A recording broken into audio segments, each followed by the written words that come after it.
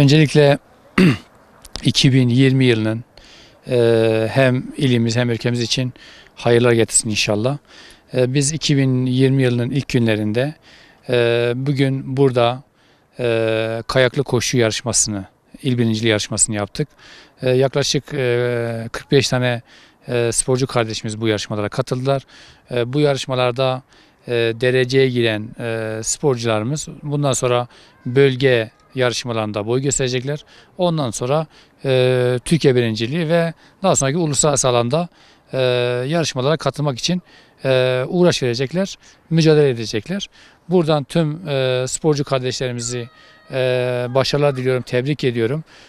Ayrıca değerli antrenörlerimize de çok teşekkür ediyoruz. Çok ciddi anlamda sporcularımızı bu yarışmalara hazırlamak için büyük uğraşlar verdiler.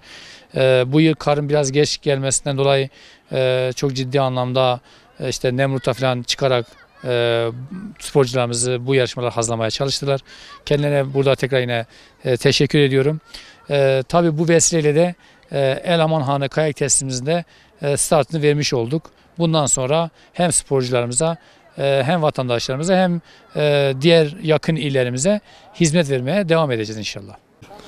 Türkiye Kayak Federasyonu 2020 faaliyet programında yer alan Kuzey Disiplini İl Birinciliği yarışmasını yapmış bulunmaktayız. Yaklaşık 45 sporcumuz yarışmaya katıldı. Önümüzde 12-14 Ocak'ta Erzurum'da yapılacak eleme yarışlarına sporcularımızı seçtik. İnşallah başarılı sonuçlar elde edeceğiz. Sezonumuz geç başladı, kar geç yağdı. Ona rağmen tüm hızla çalışmalarımızı sürdürdük. Daha önce Nemrut'ta kar vardı. Nemrut'ta çalışmalarımızı sürdürdük. Şimdi Eleman Hanı'nda kar yağdı. Çalışmalarımızı orada devam ettiriyoruz. Sporcularımız canla başla çalışıyor. 9-12 Ocak İsviçre'nin Lozan kentinde yapılacak Gençler Olimpiyatı'nda, biatlonda sporcumuz Barış Oduncu ülkemizi ve ilimizi temsil edecek.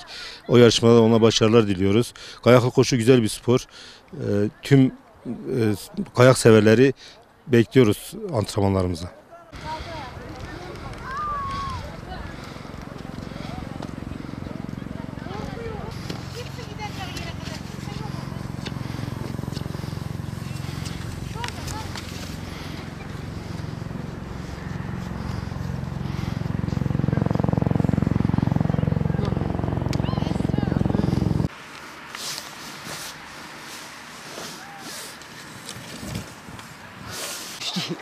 Ulan çıkar.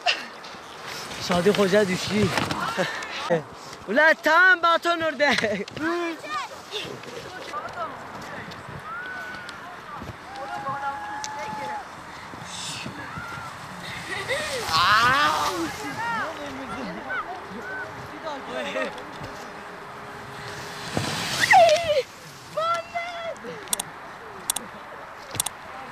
He havasını da